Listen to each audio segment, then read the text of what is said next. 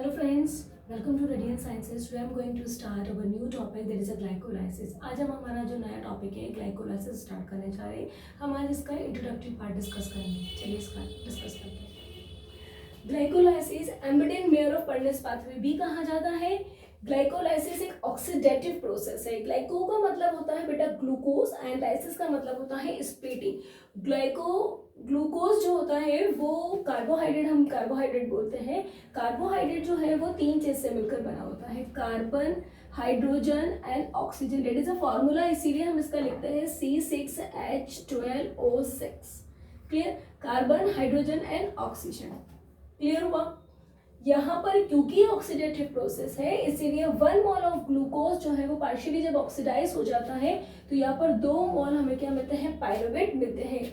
यहाँ हम सीधा देख लेते हैं, ग्लूकोज का 1 मोल हमें यहाँ पर 2 मोल क्या दे देता है, पायरुवेट दे देता है, पायरुवेट. क्लियर? ये पाथवे ग्लाइकोलाइसिस पाथवे जिसे हम embedded mayor of Parnas pathway भी कहते हैं, ये पाथवे जो है वो साइटोसोल के अंदर ही ऑकर होता है, चलता है सेल के साइटोसोल में. क्योंकि सेल में साइटोसोल में इसीलिए चलेगा क्योंकि सभी एंजाइम्स जो है, because all the enzymes present in the cytosol, सभी एंजाइम साइटोसोल में प्रेजेंट होते हैं, इसीलिए ये पाथवे जो है ये साइटोसोल में ही रन करता है, साइटोसोल में चलता है. ये बहुत ही यूनिक पाथवे है. यूनिक क्यों कहते हैं? क्योंकि ये ऑक्सीजन की प्रेजेंस और एब्सेंस दोनों ही कंडीशन में चलता है. Aerobic condition it means presence of oxygen, presence of oxygen. Clear? और एनारोबिक कंडीशन होती है absence of oxygen, absence of oxygen. तो एब्सेंस में भी ये पाथवे चलता है और प्रेजेंस में भी ये पाथवे चलता है. तो ये बहुत ही यूनिक पाथवे होता है. इसका मतलब होता है ग्लूकोज का जो मॉलिक्यूल है वो टूटता है और जब वो टूटता है तो वो 2 मॉलिक्यूल क्या बना देता है, पायरुवेट बना देता है. ग्लाइको मतलब carbohydrate, lysis means splitting of the molecule. Clear? ये बात याद रखिएगा. ये 10 स्टेप्स में होता है, इसकी 10 स्टेप्स होती है. हम हमारे नेक्स्ट पार्ट में, this is the introductory part, हम हमारे नेक्स्ट पार्ट में हम उसे भी डिस्कस करेंगे तो आपको बहुत अच्छे से क्लियर हो जाएगा. तो ये 10 स्टेप में चलता है. इसके 2 फेसेस होते हैं. There are 2 phases in this pathway.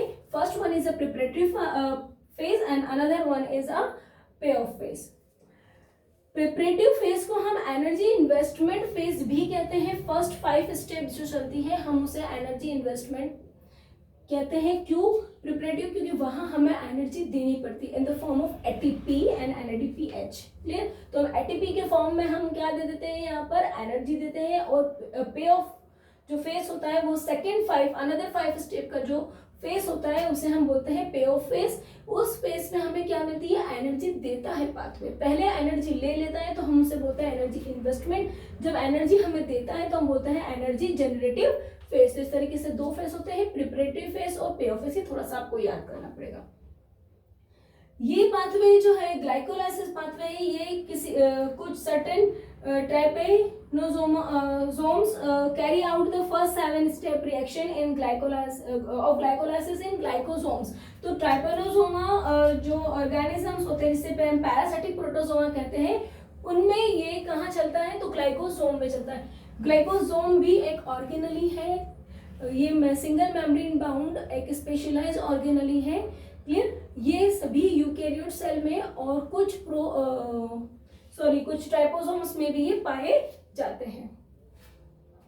3 glycolytic reaction जो होती है वो इरिवर्सिबल है. ये बहुत इंपॉर्टेंट है. ये बहुत सी बार क्वेश्चन आता है कि वो कौन सी स्टेप्स है, कौन सी रिएक्शंस है जो इरिवर्सिबल है. तो 3 जो रिएक्शंस होती है, जो 3 स्टेप्स होती है ग्लाइकोलाइसिस की, ग्लाइकोलाइटिक पाथवे की, वो इरिवर्सिबल होती है. सभी हम देखेंगे तो डबल एरो में रहेगी तो रिएक्शन जो है वो रिवर्सिबल रहेगी. बट यहाँ पर कुछ रिएक्शन जो होती है वो इरिवर्सिबल होती है. तो these irreversible reaction are catalysed by hexokinase, phosphofructokinase and pyruvate kinase. तो ये 3 एंजाइम है. Enzyme first, that is second and another is a third. तो ये 3 एंजाइम ऐसे हैं जो इन रिएक्शंस को चलाते हैं जो कि इरिवर्सिबल रिएक्शंस होती है. तो बेटा यहाँ पर जो है ये हमारा पाथवे जो है ये इसका इंट्रोडक्टरी पार्ट क्लियर हो जाता है. थोड़ा सा रिवाइज कर लेते हैं. तो सबसे पहले तो कार्बोहाइड्रेट का जो यहाँ पर स्प्लिटिंग हो जाता है, टूट जाता है, लाइसिस हो जाता है, उसे हम ग्लाइकोलाइसिस कहते हैं. इसे embedded mayor of Parnas pathway भी कहा जाता है. 1 मोल ग्लूकोज पार्शियली ऑक्सीडाइज होता है तो हमें 2 मोल पायरुवेट दे देता है. साइटोसोल में ओकर होता है क्योंकि सभी के सभी एंजाइम साइटोसोल में प्रेजेंट होते हैं. यूनिक पाथवे, एब्सेंस और प्रेजेंस ऑक्सीजन की एब्सेंस प्रेजेंस दोनों में ही चलेगा। इसमें 10 स्टेप्स होती है, 2 फेजेस होते हैं, प्रिपरेटरी फेज होता है और पे ऑफ फेज होता है, energy investment, energy generative phase.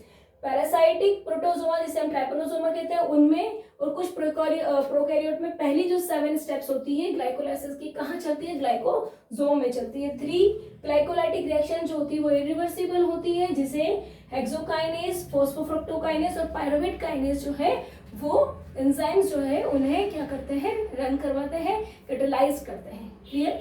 Hope आपको ये समझ में आया होगा, आपके लिए बेनिफिशियल होगा।